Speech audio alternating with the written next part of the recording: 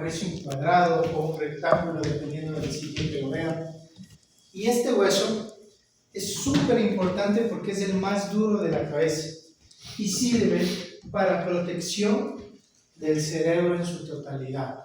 ¿Ok? Es el techo de la bóveda craneana y es súper importante para la contención espacial del cerebro. ¿Ok?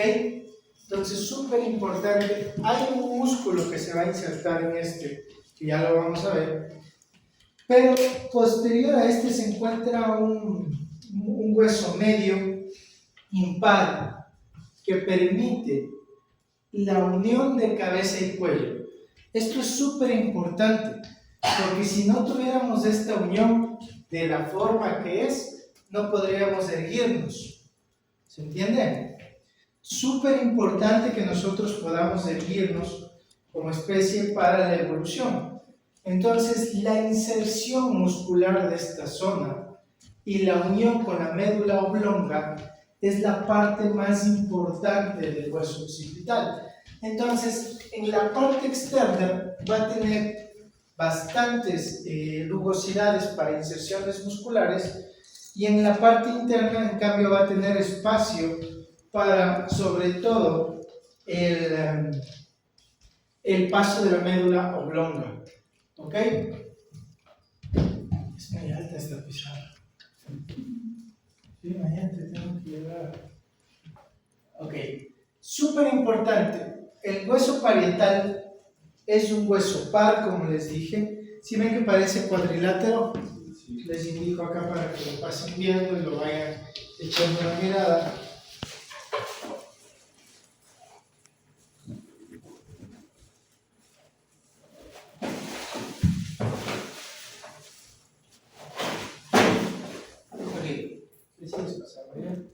Y les voy a pasar el otro de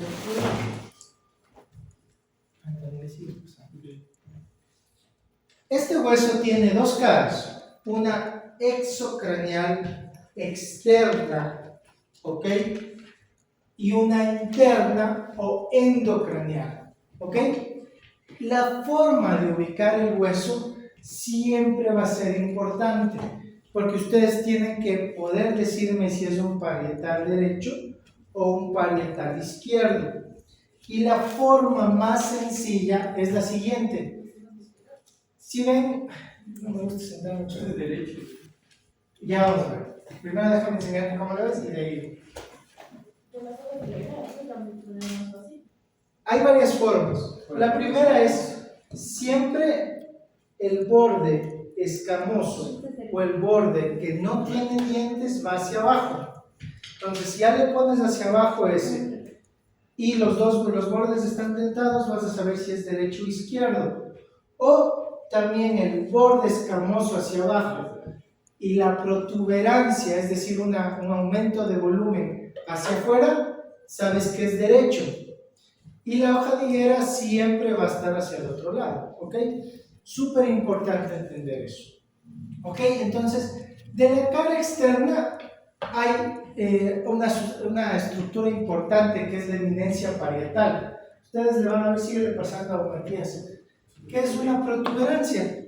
Es una protuberancia que se encuentra cerca del borde superior, cerca de la línea media, y es ancha, larga, que asemeja al desarrollo craneal de esa persona. ¿Ok? Y luego tiene dos líneas, que no se ven bien, les quería dibujar, pero en realidad están muy altas para mí. Pero las dos líneas van acá.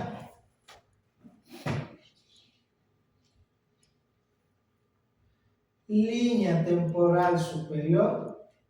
Explicándoles esto, ¿de qué lado es este? ¿Derecho o izquierdo? Derecho. Es derecho, ¿no es cierto? Porque si fuera izquierdo, lo veríamos hacia el otro sentido. Estas dos líneas se llaman líneas temporales. Son unas rugosidades que pasan en todo el trayecto anterior-posterior al hueso, y si dividimos en tercios, pasan en la división del primero y segundo tercios. ¿Ok? ¿Y para qué sirve? La línea temporal superior sirve para la inserción de la fascia del músculo temporal. ¿ok? Y la línea temporal inferior sirve para la inserción del músculo temporal, porque si hay una fascia, sí saben lo que es fascia, ¿verdad? ¿Han visto alguna vez una fascia, chicos? ¿Han comido pollito? Sí. Sobre todo las piernas. ¿Han visto que tienen una telita de la carne? Sí. Esa es la fascia, no el cuerito. Después del cuero hay una telita. Esa es la fascia. ¿Han comido cortes de res, no de carne de estofado y eso, ni pulpa, sino un ribeye o un... Ahí se ve también que hay fascias. Esas también son fascias, ¿ok? Dependiendo de cómo le han hecho el corte. Esa fascia es una cobertura, porque los músculos son como compartimentos, ¿ok? Entonces, la fascia siempre va a ir arriba, siempre, ¿ok? De ahí, en la parte superior, casi muy cerca del borde superior, hay un agujero inconstante que es el foramen parietal. Este agujero pasa una vena emisaria, algunos también la llaman vena parietal, que puede ser rama de la vena temporal superficial, que es rama de la yugular externa, que es que drena la cava superior. ¿Ok? Eso, nada más. Esos 4 detalles importantes. Los bordes ya les voy a dar luego porque los bordes son súper importantes. Si hay dudas, no se olviden de levantar la mano. ¿Ok? Ahora, la cara interna es distinta, porque la cara interna alberga la cavidad craneana, las meninges y las arterias. No sé si se dan cuenta. Dijimos que si ven hay un grande y hay unos pequeñitos. Dependiendo del libro, en el libro hay una arteria, que es una arteria meningia anterior que sale de la maxilar interna, una arteria meningia media que sale de la maxilar interna, y una arteria meningia posterior que sale de la faringe ascendente, las que dan esta forma de hoja de higuera, ¿ok? Son 3 tipos de arterias y entre otras, porque ahí hay otras arterias del polígono de Willis que pueden dar ahí su forma de la arteria. Entonces esto es súper importante entender que la hoja de higuera en cada persona puede variar, ¿ok? Y siempre va desde la parte más inferior hacia la parte más superior, ¿ok? Y ahí, si aquí ustedes tienen una protuberancia, siempre allá van a tener una fosa, ¿ok? Esta fosa es súper importante porque es la fosa parietal que alberga el lóbulo parietal del cerebro, súper importante. En la parte posterior, aquí no sé si se la ve, puede haber pequeños surcos, así como hay para arterias también hay para venas.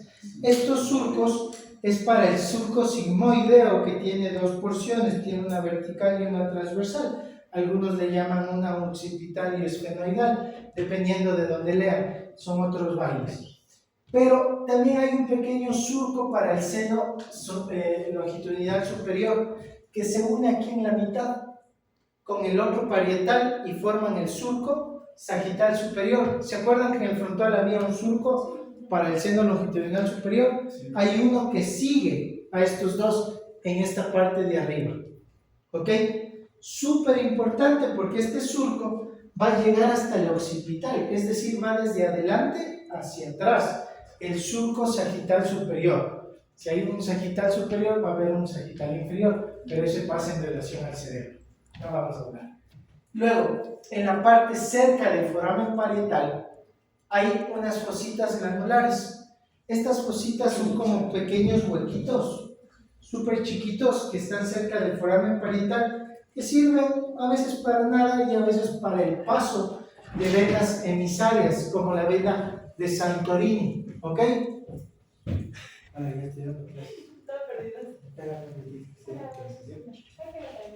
las 11:20. 11:20 en el chino un café. Me compro un cafecito americano. ¿De qué quiero? Americano. Por la fosita parietal. Sí, por la fosita, es la vena emisaria que pasa por la fosita parietal, pero cuando no pasa por el foramen parietal, a veces pasa por las fositas glandulares. ¿sí? Es la vena emisaria de Santorini, que es de la vena temporal superficial. Ahora, ya no hay, en algunos libros ya no le dan nombres propios.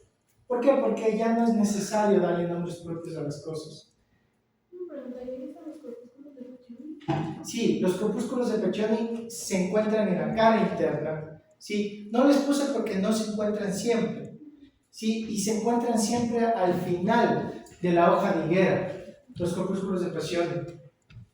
Como les digo, ya no les voy a enseñar la anatomía que tengan nombres propios porque ya no se lo usa. Ahora se usa la descriptiva pura, sin nombres propios. Pero bueno, si quieren también ahí hay los corpúsculos de Pacchioni, Biones y Osseri. Y después de eso tenemos los bordes ángulos y los puntos craniométricos. ¿Alguien sabe para qué sirven los puntos craniométricos? Ok, ¿y por qué es importante saber dónde se unen y cuánto miden o qué distancia están de ciertas estructuras?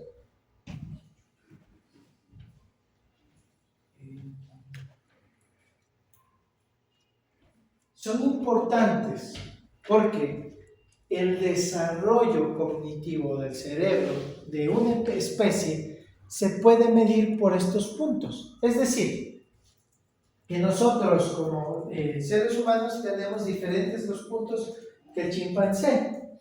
Y entre especies puede haber variaciones de estos puntos. Es decir, en el mismo ser humano, en diferentes razas puede haber diferentes medidas. Entonces solamente son para dar números, mediciones y diferencias con otras especies. Y entre esos puntos craniométricos están estos cuatro: bregma, lambda, pterium y asterium. Les voy a enseñar la forma más fácil de estudiar estos. El bregma es la unión de la sutura coronal con la sagital y también se la conoce como ángulo frontal. Es justo la que está en la línea media. Bregma de línea media. ¿Sí? Les voy a enseñar la forma que yo aprendí. Lambda también es con la sagital y la lamboidea y es conocida, es decir, la posterior es conocida como el occipital, es decir, de adelante es frontal, atrás es occipital. Y el pterium es el punto esfenoidal, es decir, la unión con el hueso esfenoides, bueno, con el temporal, pero en sí temporal y el esfenoides, pero es justo en la unión con el esfenoides, por eso le llaman pterium, y se unen cuatro huesos: frontal, esfenoides, temporal y parietal. Esos son los que se unen a ese. Y el último es el asterium o el asterisco. Entonces el asterisco siempre está hacia atrás. Tiene mucha relación con el seno transverso que ya vamos a ver en el occipital, pero también se une con la porción mastoidea del hueso temporal y se le llama asterium. Entonces, la forma más fácil es hacer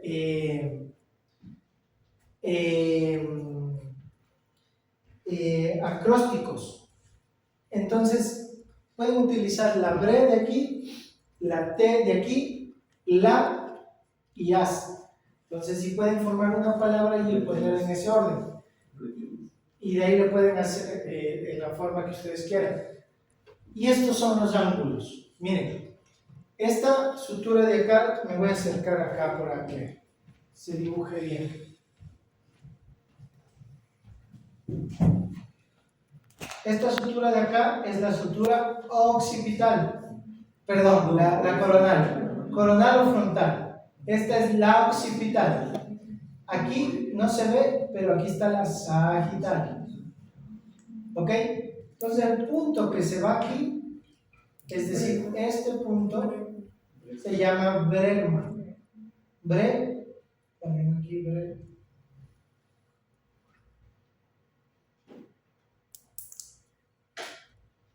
¿Ok? El esfenoidal se une el parietal con el ala mayor del esfenoides. Pero este punto también tiene al frontal hacia adelante y al temporal atrás. Entonces, justo acá. Es justo aquí, chicos. Aquí está el ala mayor del esfenoides, aquí está el temporal y aquí está el frontal. Todos dicen que es la unión de los 4 huesos. Brete.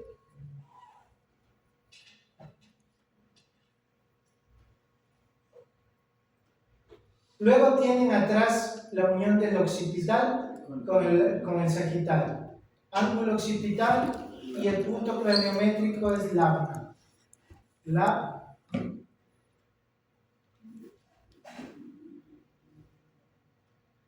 Y el último punto es la unión, esta es la porción mastoidea del temporal. Y aquí tienen la del final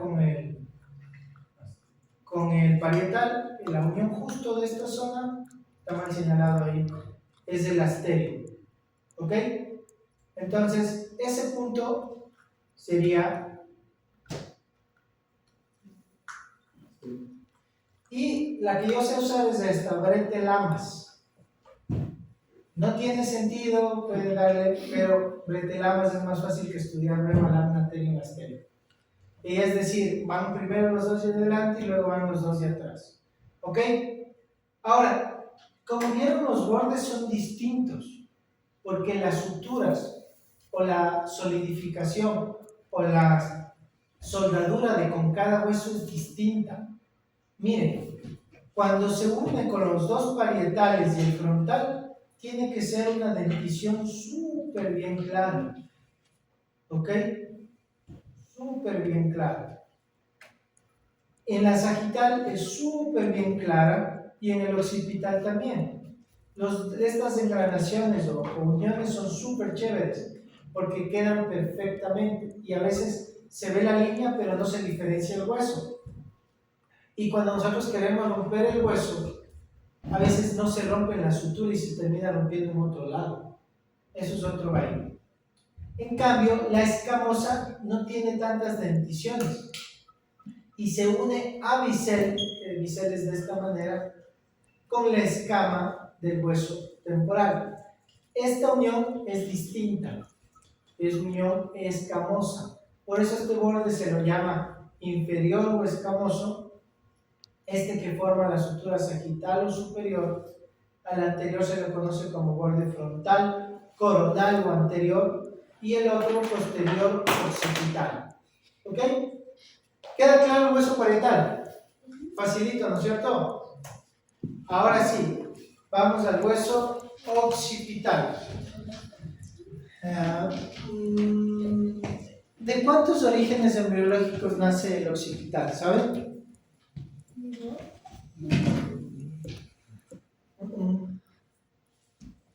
Nace de 4. Una porción basilar que se une con la cara. ¿Vale? Sí, perfecto, del esfenoides. 2 masas laterales o porciones laterales que se unen a esta porción basilar. Y una escama, este también tiene una escama, que es la escama del occipital. Perdón, que es la más desarrollada. Si se dan cuenta, son 4 rombos, son 4 unidades embriológicas. Y esas 4 unidades embriológicas son las que nos dan el equilibrio. Estas de unión y de estabilidad. Estas dos permiten el paso de sustancias vasculares y nerviosas importantes. Y la escama nos permite la inserción de músculos, súper importantes. Bueno, igual en la masa lateral se insertan 2 músculos. Pero el centro de todo es el agujero magno. ¿Alguien sabe cuánto mide el agujero magno? ¿No? Mucho. Tal vez en un gorila.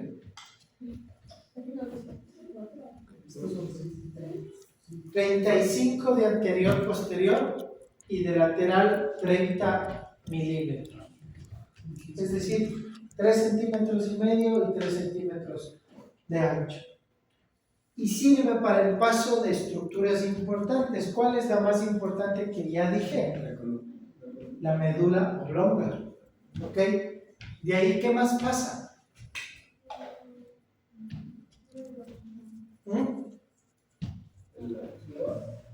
Está bien que les dibujé 35 y 30 de ancho.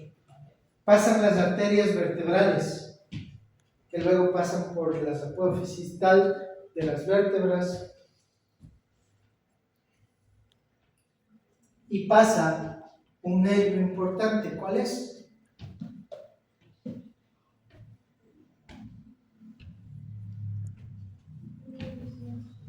No se preocupen. Hipoglosa.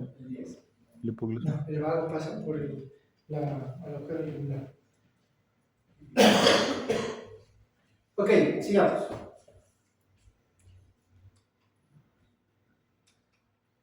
Ay, Dios mío. Se daña no compre cosas del tema.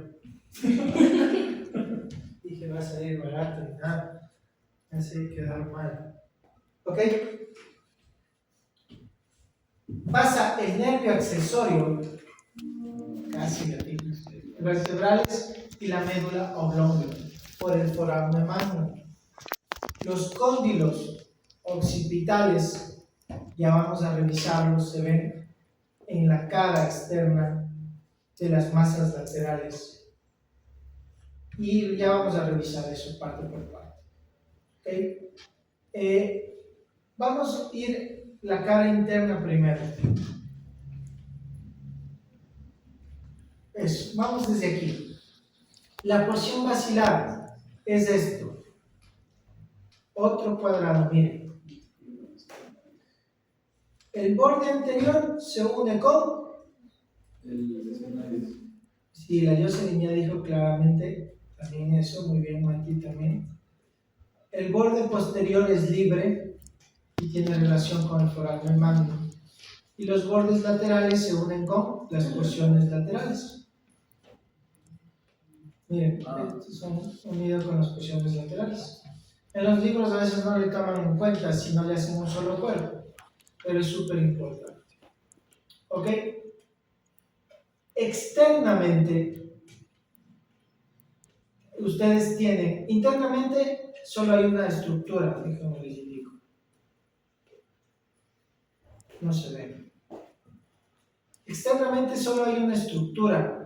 Internamente solo hay una estructura que se conoce como clivus, que es una depresión del mismo.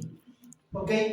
Pero externamente sí tenemos estructuras importantes. ¿Cuál? Desde el agujero magno hacia acá hay una estructura súper importante que se conoce como tubérculo faríngeo. Este tubérculo faríngeo es súper importante porque sirve la inserción del músculo constrictor superior de la faringe. Es decir, imagínense que la base del cráneo también tiene que ver mucho con la faringe que ya está adelante. Súper importante para la inserción de esa zona.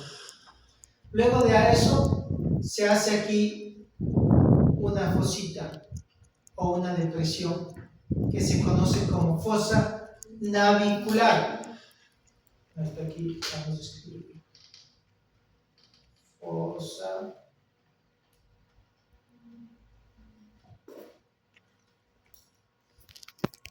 navicular.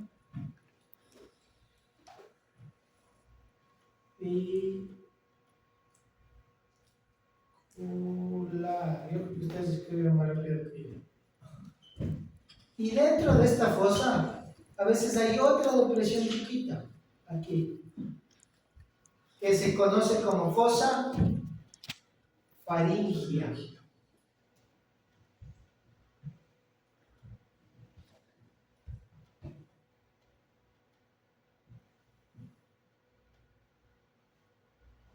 Qué malo que se escribir sin nombre.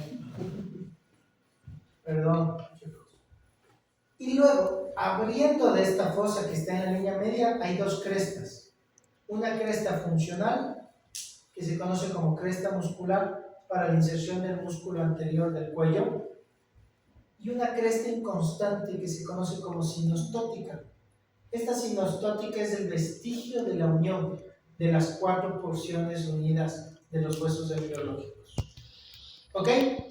¿Queda claro? Tiene un tubérculo, dos fosas y dos crestas.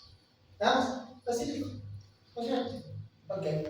Siguiendo el borde, así para acá, asoma una apófisis.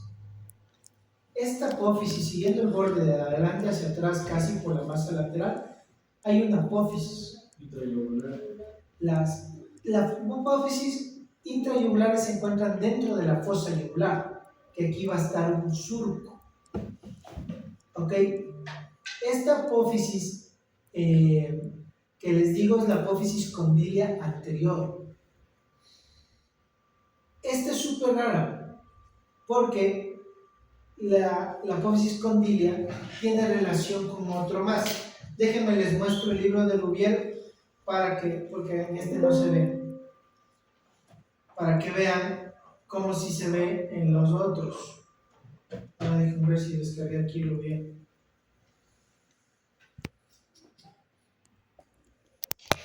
Porque los detalles están mejor en Rouvier.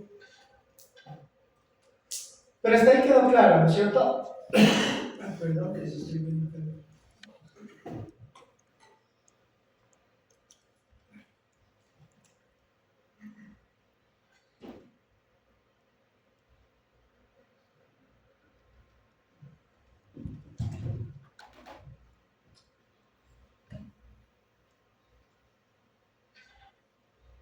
Mira, se están poniendo las palabras del diseño. Es que les preparé otra presentación, pero dejé en la computadora. En la computadora de la casa. Entonces, no están todos los gráficos que quería indicarles. Y si no ven, no van a entender. Pero con el Anatomy Learning. Sí, también, pero es que en el Rouvier están todos los detalles que no están en el Anatomy Learning. Porque en el Anatomy Learning no están todos los detalles. Ajá, sí se ve. No se ve lo de la fosa. La religión. No se ve. No la tiene. Pero en Rouvier sí se ve súper bien. Tienen 5 segundos, chicos, perdón. Es lo malo de tener dos. Ok, vamos a dibujar de nuevo. Tubérculo faríngeo que se encuentra, si dividimos en tercios, se encuentra en la unión del 1/3 posterior con los 2/3 anteriores. Luego se abren dos crestas pequeñas que forman una fosa, que es la fosa navicular. Normalmente no se presenta, pero a veces sí. Hay otra fosita que es la fosita faríngea. Y del tubérculo salen dos crestas, una posterior que se llama muscular y otra sinostótica. ¿Ok? Siguiendo el borde hacia la masa lateral, hay esta protuberancia que es la apófisis intrayugular. Y antes de esta, a veces hay una apófisis adicional, que es la apófisis condilia anterior, que está en relación con este hueco de aquí, que es la fosita condilia anterior, que sirve para el paso de una venda. Pero esto que de la fosita condilia anterior, que les estoy mostrando, ya es masa lateral, porque de aquí pasando esta línea, todo esto es masa lateral. Todo esto. Entonces la fosita condilia anterior sirve. Y tenemos aquí también el cóndilo del occipital. Esta es la masa más importante. A un lado anterior está la fosita condilia y posterior está la fosita condilia posterior, que normalmente no tiene nada. ¿Ok? Siguiendo lateralmente, ustedes tienen aquí un conducto o un agujero. Este es el conducto externo Por el paso del nervio. del nervio hipogloso. ¿Cuál es qué número de par craneal? ¿Se saben los pares craneales? Sí. A ver, prende la luz. Yo me sé con la canción de Carlos G. De Carlos